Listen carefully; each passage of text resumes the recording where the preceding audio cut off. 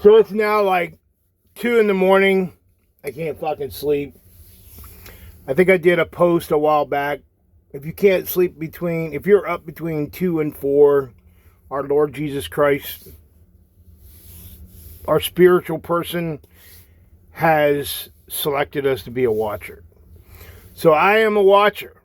I am the voice of the voiceless, and this is an entry that is near and dear to my heart because from working in a correctional facility like a prison, I have worked with people with life sentences.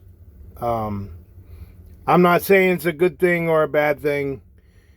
And when I was doing the broken mirror, I believe that whatever mental illness you have, PTSD, it almost feels like you're strapped. Your hands are tied. You can get help. Yeah, you can get all the help you want. You can go to counseling. You can go to therapy. You can do whatever the fuck you want. You can ride a bike. You can go to the gym. But the demons will never go away. So that's why I say that mental illness should be like the most important thing today, as well as homeless. So if you've ever felt like you're in a life sentence, maybe this will reflect. Enjoy. So I always believe that when I sit down and talk to people with PTSD, I always tell them that I believe it's a life sentence without parole. So I wrote this entry in my new book, The Broken Mirror, called A Life Sentence. Of all the entries, I want this one to hit as hard as it can. This one hits close to home. It took me a while to figure out what I wanted to say, because I know a lot of you are probably going to try to fact check me or voice your opinion. Everybody has their opinion, positive and negative, and I always take corrective criticism. Sometimes when you give me a negative, I send back a positive or an emoji. This entry in general, I want people to understand that when I say life sentence, I mean it. After that single entry above, I had to come back a few days later and write what was on my mind.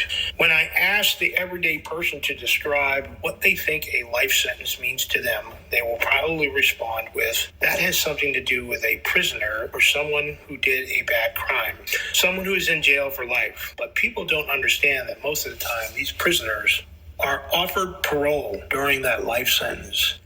Basically, that means if you have done a horrific crime or injustice in the system, you have been given the opportunity to explain yourself or to do much time or so much time that you are eligible for second chance. There is no parole from PTSD. Working with hardened criminals in 2009, I spoke with some individuals who were in for life. I really don't want to get off the subject because a lot of you probably are thinking, why is this guy ranting about a life sentence?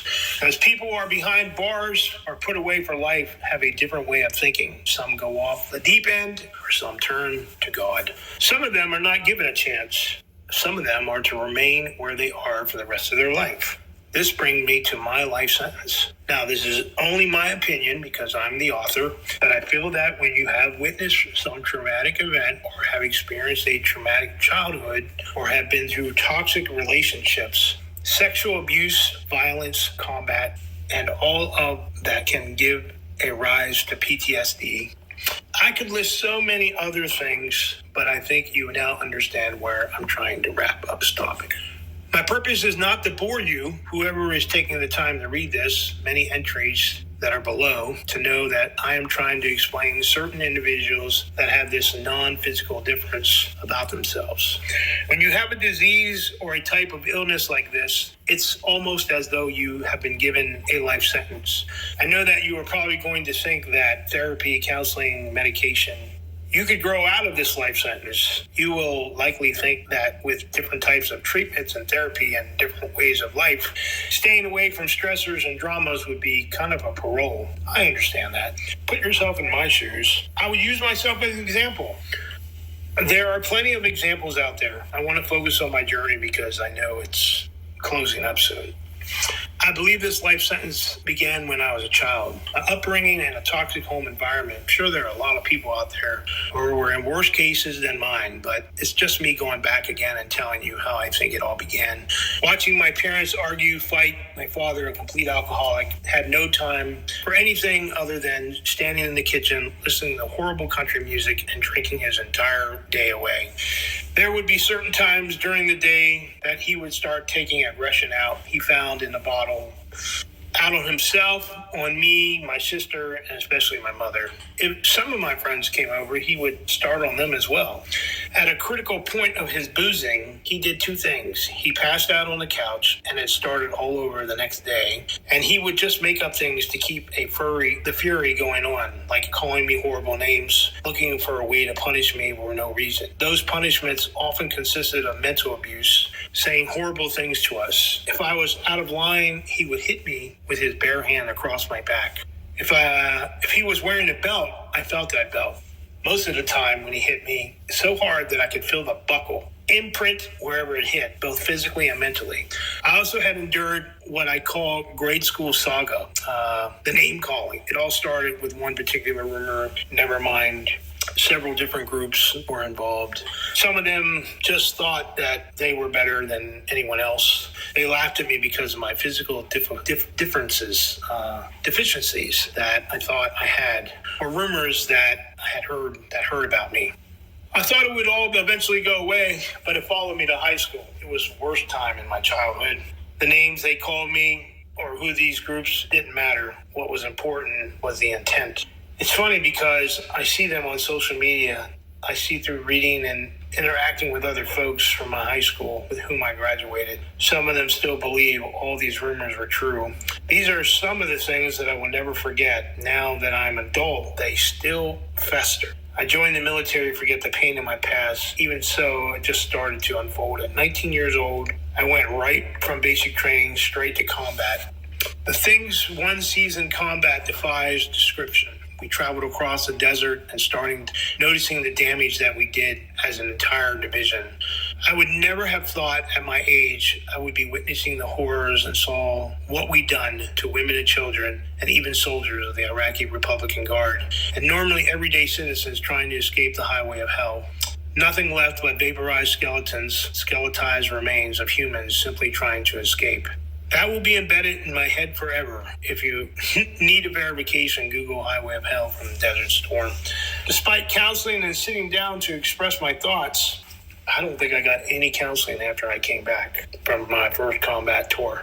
The reality of my journey from childhood and being on a battlefield for the very first time gave a rise to my life sentence. The normal person is never forced to witness the mayhem I saw at a very young age. It literally messes with your mind and you start to have this aggression. You have frustrations and stressors and they all swarm in your mind like a hive full of invisible demons. I wish to this day that the invisible demons or visions or whatever have never been there, but they always will be. A prison sentence has begun.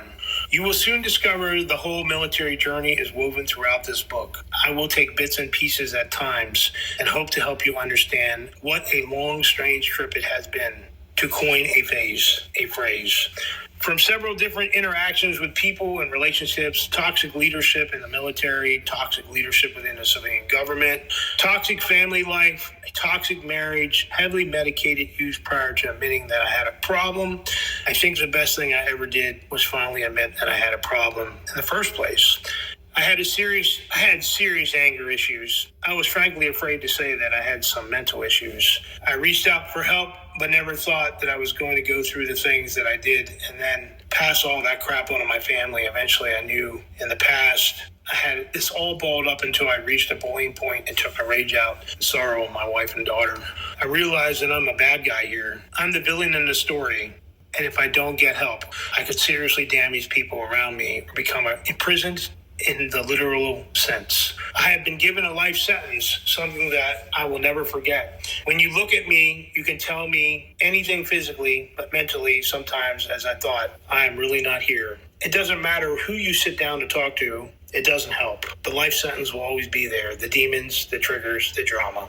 Here we are in the present day. I'm sitting here thinking about my mental illness with all the toxic stuff that I've been through in my life. I have to wonder if there's a second chance. How many chances have I been given? How many times have I been given up for parole in the mental journey? It continues, though it seems to have slowed from a flood to a trickle. Even though it seems to look better, there's always something that's going to remind me of the devil of my past. I believe until the day I die, this psychiatric disorder will remain a life sentence. I don't know if it could be hereditary and passed down to my daughter. I hope and pray that it's not the case. When she was growing up, I never physically touched her, except for one time I slapped her across the face for bad language that was addressed directly at me. I did not ever do anything during my marriage like my father did to me. I had left that whole disciplinary action up to my wife. The reason is simple. I'm sure you hear the horror stories of people who are improperly medicated and take their mental illness out on their children. I told my psychiatric therapist that I thought if I had ever disciplined my child sometime after the way she sometimes talked to me or the way kids can be these days, I wouldn't be here today. I probably would be behind bars. At times, I almost think that I wanted to kill her, not really ending her life, but I had no one else to take my aggression out on. So instead of taking my aggression out on my wife and my daughter physically, I took it out mentally and destroyed the relationship that I had with them. I don't care how religious you are. I don't care who your God is. There are people that I talk to on social media platforms who tell me with God, everything is possible. You are free to think that, of course, but I don't care what religion you practice. Those demons are rooted deep in your mind and your heart. Some of us can't hide them. We express them daily and everyone sees them. My life sentence is just that. I will cease when I cease to be. I believe that some of the manipulation and mental trauma that I have endured may have been passed on to my child. There are times that I can watch her and see that she has anger streak similar to mine. Sometimes she completely is in her own world and doesn't want anyone around, a feeling I am all too familiar with. But she has this thing in her life that helps her forget. I know her competitive sport takes her away from everything that she might be troubling her. I asked her one time, what goes through your mind when you are involved in your sport? She told me, her mind is completely clear and empty and pure. I think when she does all this, she completely forgets about everything around her and anything that happened to her in the past. This brings me where we are today. I sit here in the early morning. I had to catch my breath as I wrote this entry. I'm not here to sugarcoat anything. I will tell you that I was a bad person. Where I am today, I feel certain that gifts have been given to me, and I believe that I have a toolbox and the tools that try to help me leave the past alone. There will always be triggers, whether talking to people or just noticing something out of the blue. Noises tend to trigger me, but in a different way. Sometimes a television show might take me into a complete darkness or just shut me down. I'm curious as I close this entry, how many of you think that you have been given a life sentence and you're not even offered parole as a prisoner?